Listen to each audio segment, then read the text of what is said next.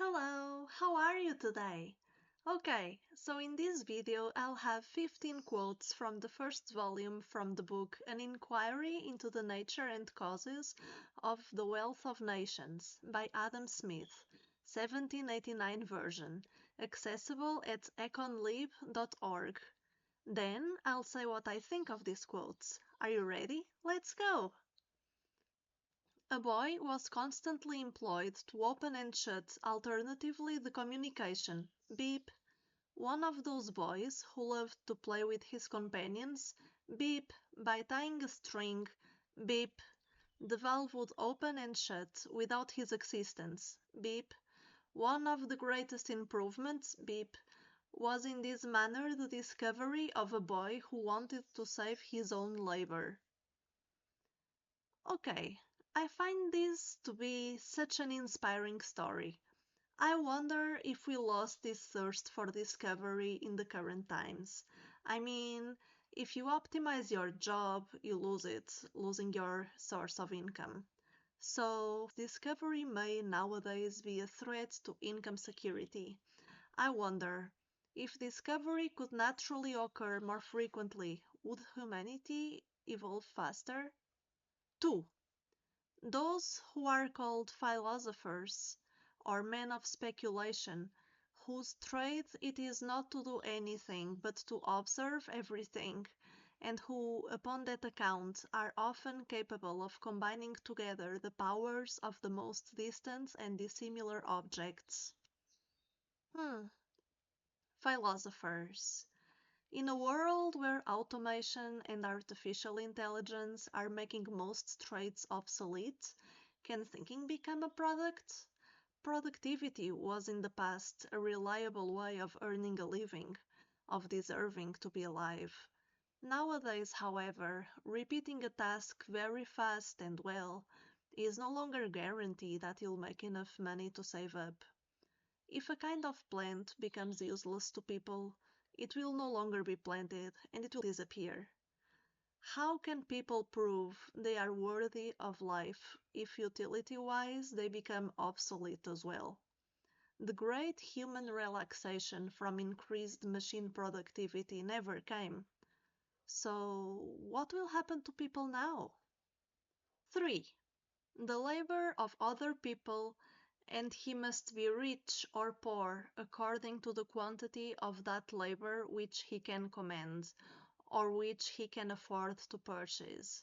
Beep. Labor, therefore, is the real measure of the exchangeable value of all commodities. Labor, commanding labor. I don't think labor is a measure of exchangeable value. Like, I obey people out of fear of being improper, to get a benefit in exchange, or to share a vibe. I only care to walk away from death and towards food and fun, which I'll get if my boss doesn't ruin my life and pays me. Now, vibe is a real game changer here. I'll happily go the extra mile for a project I like, or for someone who is friendly to me. I shriek in horror at the prospect of working in a project I don't agree with, or for someone who hates me.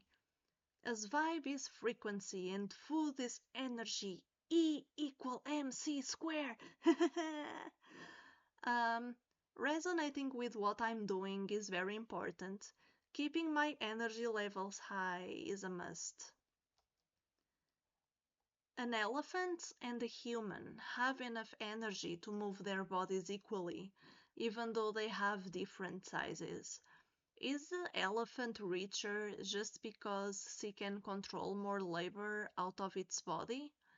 An elephant metabolizes 50,000 kilocalories while humans metabolize just 2,000. Are humans poorer than elephants? Since energy is matter times the speed of light square, are a stack and the electricity in a power bank the same thing? If electricity itself is sentient, like water, we may be in trouble again for slavery. If a person has five appliances and the appliances don't have passports, where does the person end? Are appliances external organs of the person? If the machine's labor were to count as part of the person's effort, would the person get paid for the appliance's labor? Can I get income from washing my clothes in the machine? Are my cells poor because they obey me, or are they rich because they eat through me? I think that for labor to be the real measure of the exchangeable value of all commodities, we have to call it kilocalories. If I can command my personal body, my plants, my appliances, my family, employees, or friends, and somehow get food from doing so from the system, then I have wealth. But even coupling energy use with chromatistics may be a flight of fancy. Being productive doesn't warrant payment. Spending a lot of energy doesn't warrant a lot of payment. What warrants payment is how threatening you can be if you don't get what you want. For example, if you don't pay me my salary, I'll sue you. Or be nice to me in my coffee shop, or I reserve admission. Chromatistics means the capacity to earn money, which is different from economics, which means managing the household.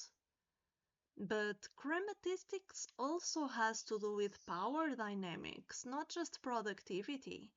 For example, a pack of hyenas can hunt a gazelle, but will have to surrender the carcass to the lion's group to not get hurt.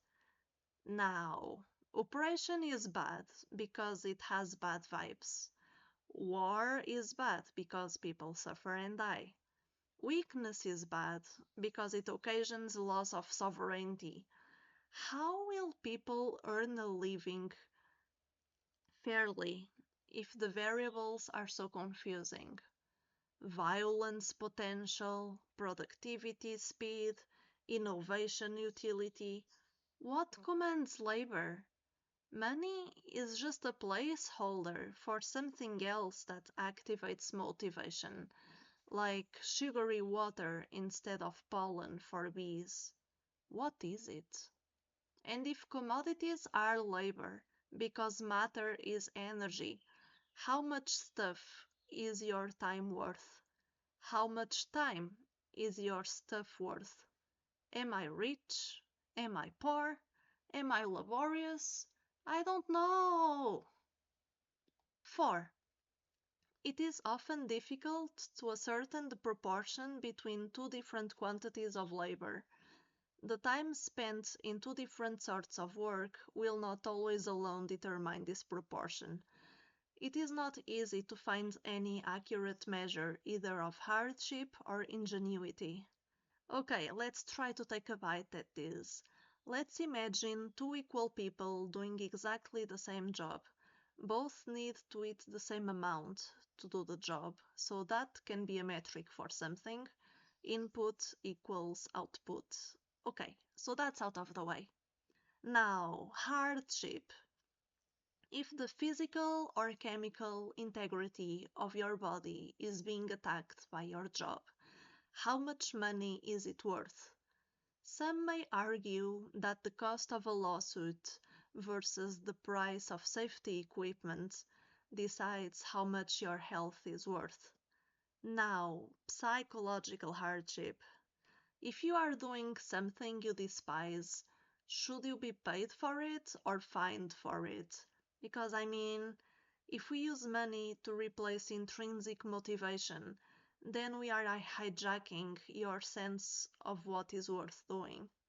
Should dissonance between you and what you are doing be rewarded or punished? Is payment for a job you hate indemnity? Now, about measuring ingenuity. Are royalties too bureaucracy heavy or a good solution? Are patents an obstacle to creativity by forbidding people of improving what they interact with? It may be dangerous to slow down progress this much. Patents don't stop the maverick, they just stop honest, law abiding fans from helping out and amplifying the vibe you made. Sitting on our laurels will make us weak. 5. A commodity which is itself continually varying in its own value can never be an accurate measure of the value of other commodities. You have no idea of how much I love this sentence. I agree with it fully. Like, can you imagine a kilogram not always being the same? Or a kilometer? Or a kilowatt? It would be a nightmare. Why do apples at the supermarket have prices that vary? Is that unnatural? Is supply and demand truly a reliable measurement of the value of commodities if it keeps changing? Gold is a commodity that is used to measure the worth of other commodities sometimes. If you replace a commodity for labor, what is the common denominator? Is it energy? Is it the kilowatt? How many kilowatts are there in a kilogram of gold? If energy is matter and vice versa, then answering this shouldn't be impossible. However, with our current knowledge, it seems to me improbable this will be answered anytime soon, so we need alternatives. If labor is energy spent and energy is electricity, then kilocalories are in fact kilowatts. No matter the price of an apple, it always gives the same kilocalories, let's say 100 kilocalories. If a human needs 2000 kcals in a day, 2000 divided by 100 equals 20 apples. So a person's labor for one day equals 20 apples. But that would also mean that if an apple is worth 50 cents of an euro, that a human's labor for one day is worth 10 euros, and that feels off. How many kilocalories did it take the tree to grow the apple? Is there added value in that, or was it a loss? Measurement metrics should indeed be stable, and I think supply and demand are everything but stable. Is energy everything's common denominator? 6. Wages, profit, and rent are the three original sources of all revenue, as well as of all exchangeable value. Wages, profit, rent. This is a lot of things, and they all bring revenue and have exchangeable value. Let's go one at a time. Wages are money that is paid per hour to a person who does something for another. Wages have to be enough to pay for food, clothes, tools, healthcare, and rent. Profits is extra money you get from selling things. That extra money comes from your bargaining power. Profit is the difference between what is accurate, which is the break-even point, and how much leverage you have over the price against the buyer.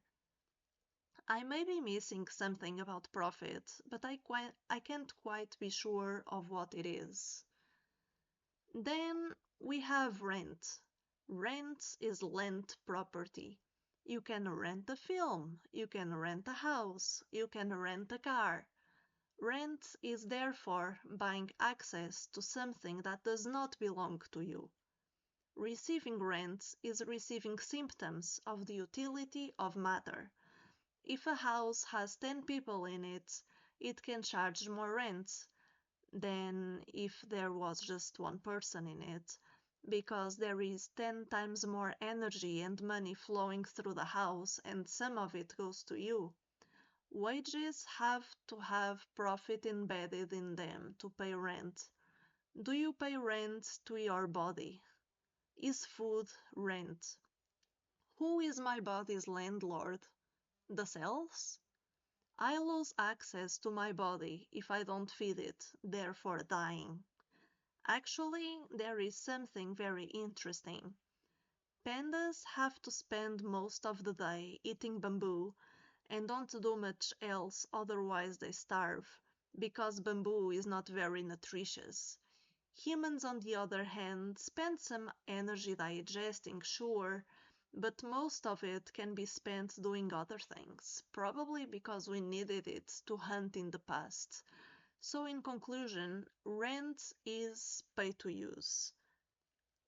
Profit is not fair because it exceeds cost, but it is beautiful because it makes costs worth it. If wages, profit, and rent are sources of revenue, then that means that revenue is something that is born, something that is instantiated, something that didn't exist before and now does. Is calling this a source of revenue myopic or interesting?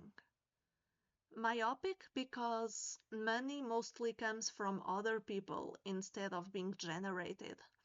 Interesting because having a source of revenue sounds really cool and like something I'd like to have. Can wages, profit, and rents be all instantiated instead of coming from other people? That sounds like so much freedom. Imagine being able to be an excellent teacher with excellent wages, even if other people only have mediocre wages to give to you. Imagine helping people so much with your unique offer that taxes and royalties from those people shower onto you without making those people poorer. Imagine if national forests paid rent even though only trees live there. Wages, profit, and rent being a source of income is exciting. Them having exchangeable value is the tricky part. 7. The actual price at which any commodity is commonly sold is called its market price. It may either be above or below or exactly the same with its natural price. Market price, natural price. I don't really know what the natural price is. The market price is how much people are willing to pay for a product, right? Natural price comes from nature. In nature, the nutrition you get from food is worth the bother of hunting, eating, and digesting it. Like, you don't run out of energy when the food is halfway down your digestive system. So, natural price must mean the good enough price for a product to be worth the bother of bringing it to market. 8. A landlord, a farmer, a master manufacturer, or merchant, BIP, could generally live a year or two upon the stocks which they have already acquired. Many workmen could not subsist a week, few could subsist a month, and scarce any a year without employment. This is sad. Let's dig deeper to see if we can understand anything. Energy. Fat is stored energy. Now, hibernation exists. Bears eat a lot during summer and burn the fat they get from the summer food during the winter hibernation. There's this ant called honeypot ant that is very interesting. It is divided in three classes: scavengers, repletes, and flying ants. Scavengers eat insects dead or alive, flower nectar, and honeydew. Repletes are living bottles of honey. They are fed by other ants, and when there is a drought, hungry ants will ask the repletes to throw up some honey for them, and in this way the whole colony survives the drought. And then the flying ants fly away, procreate, and start a new colony elsewhere.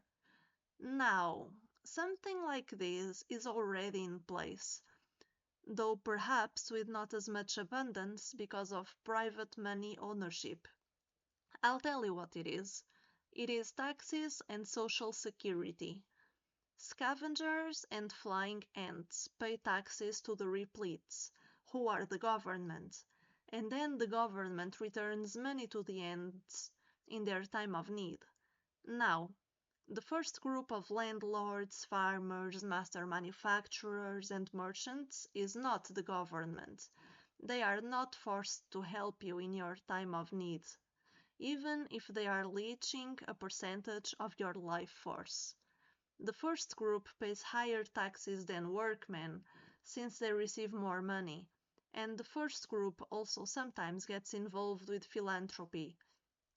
Is an orangutan in a big forest a landlord or a workman? I mean, the orangutan can live many years without working a tiring job because the forest grows food, and climbing the tree to get the fruit demands less calories than the fruits give you. Food security comes from having access to food. Good ecosystems are self-sufficient. Maybe we need to make ours more resilient by making it more circular, a resourceful closed loop. If there's a drain on your energy, you gotta close it. If your access to sufficient energy is compromised, you gotta have faith. Yeah. 9. It is not, accordingly, in the richest countries, but in the most thriving, or in those which are growing rich the fastest, that the wages of labor are highest. England is certainly in the present times a much richer country than any part of North America. The wages of labor, however, are much higher in North America than in any part of England. Beep, the price of provisions is everywhere in North America much lower than in England. A dearth has never been known there. In the worst seasons, they have always had a sufficiency for themselves, though less for exportation. See, this is what I was talking about when I mentioned self-sufficiency. By the way, dearth means scarcity, I'm pretty sure. North Americans were self-sufficient, they were resourceful. That is why when the worst seasons came, they persevered. But their exports did decrease. You know, the tide that lifts all boats also floods all homes. When the worst seasons come, they may affect everyone at the same time, and no one will starve to feed you. So, if you depend on imports, when the supply runs out, you'll have a hard time. If the imports you depend on are food, you may die. North America is way bigger than England. So, if we want to eat well, we need more space for that food, or the food to have more nutrition per serving. So, we need vertical farming and very fertile soil. 10. The most decisive mark of prosperity of any country is the increase of the number of its inhabitants. This is intriguing to me. I don't equal a crowded subway car with prosperity. I equal prosperity with comfort, resourcefulness, kindness, as in having cheap, delicious food at the supermarket, going to places without the fear of being predated on, being surrounded by people who treasure me, feeling I am helping friendly beings thrive. Is prosperity not these things? Is prosperity a head count? I do not understand. Sure, with more people, technology will advance faster, if that's the economic system in place, making your life more prosperous in the long run. But it is a bit of a stretch to me. Oh, but I get it if you equal prosperity with strength. If prosperity means doing well, does doing well include doing a good job? I think prosperity is related to resilience. I think prosperity is a bit of resilience, comfort, and advancement. 11. In almost every part of Europe, it has become a principal subject of taxation, and to collect a tax from every different farm in the country where this plant might happen to be cultivated would be more difficult, it has been supposed, than to levy one upon its importation at the custom house. So it is less bureaucracy intensive to tax plants just when they are imported into the custom house than it would be to tax along every step of the way. You know, I think this is a problem of the past. I think that thanks to phones and computers and the internet, that it is much easier and cheaper to monitor activity than in the past, where everything was based on paper and organized by people. I think taxes are a measurement of activity. Their subtractive nature is something we can get rid of. If activity is measured along the supply and distribution chains, who is a business and who is a consumer will be blurred because everyone is a little of both. Everyone demands something and supplies something. If taxes are meant to measure how productive their population was, then it makes sense to have more points of measurement and not taxing a slice of people's income away from them. Nowadays, a thing has the most added value during the business to consumer transaction. That is skewing the natural incentive to recycle. If recycling is not profitable, it will not be done. If the only source of reliable income is selling stuff, then even if things are not actually needed, you gotta find marketing ways to keep the caching in the B2C transaction fire. We will destroy all the resources and be surrounded by trash if only B2C has value. C2B has to be worth the same amount of money. 12. After food, clothing and lodging are the two great wants of mankind. I see. That makes sense. Yeah, good point. Though these are baseline wants. I'm not sure you'll even want these wants if you have no happiness or hope. I think the greatest want of mankind is happiness, and these are the first material steps towards achieving that happiness. If happiness ever feels too out of reach, I'm not sure those wants mean anything. 13.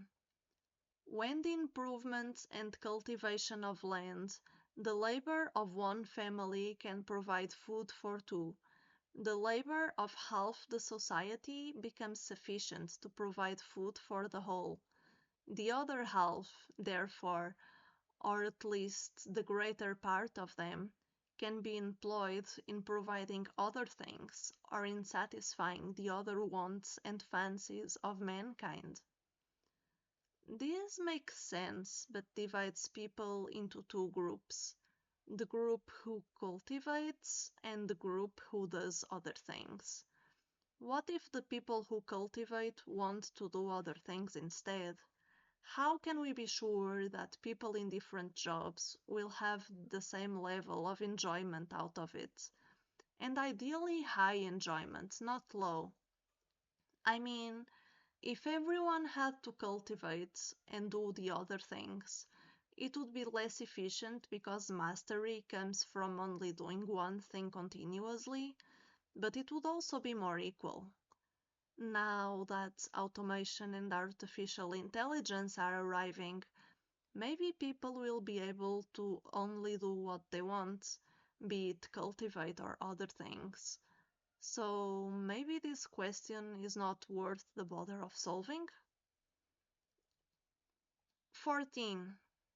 In ancient times, almost all rents were paid in kind, in a certain quantity of corn, cattle, poultry, etc.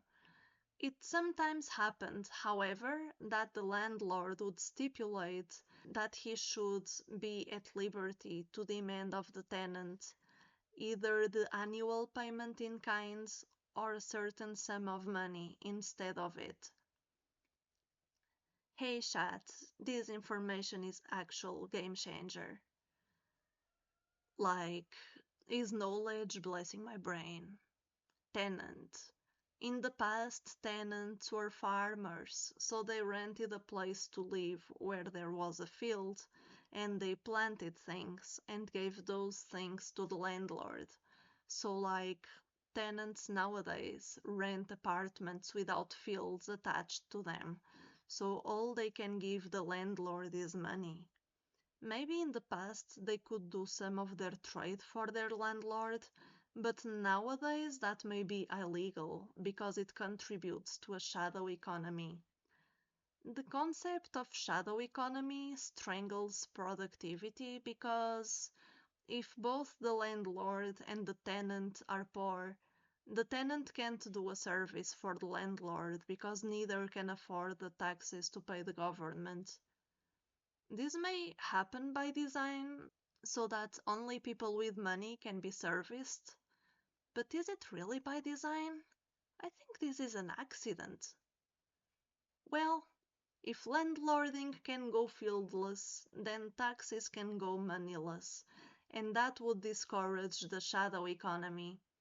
I mean, the shadow economy may also exist for privacy reasons, but I don't know how to deal with that.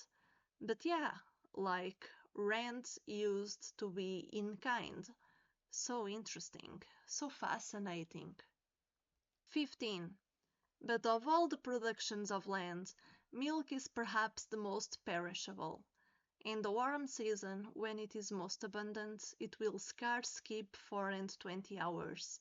The farmer, by making it into fresh butter, stores a small part of it for a week, by making it into salt butter for a year, and by making it into cheese, he stores a much greater part of it for several years. Part of all this is reserved for the use of his own family. The rest goes to market. Oh, this is fun to know. So that is why there is a bank full of cheese in Italy. Interesting that the family makes cheese for itself and exports the extra products to earn money. Like, if the worst seasons come to pass, no matter what happens to money's value, these people have cheese they can eat. It is also interesting that there are such different expiry dates for different variations of the same thing. Science is fascinating, huh? And this is the end of my analysis of Adam Smith's An Inquiry into the Nature and Causes of the Wealth of Nations. I hope you enjoyed listening to me. Can you believe I can, think and have opinions? Wild! My goal with this is to better understand how money works, because I think it does not portray reality as well as it could yet, and if it does portray reality well, compensation will be fairer, and economics can become a better compass that allows for better decisions and more freedom. As they say, don't mistake the map for the territory, but I think a good map is better than no map. Thank you for watching. Wishes of a good day.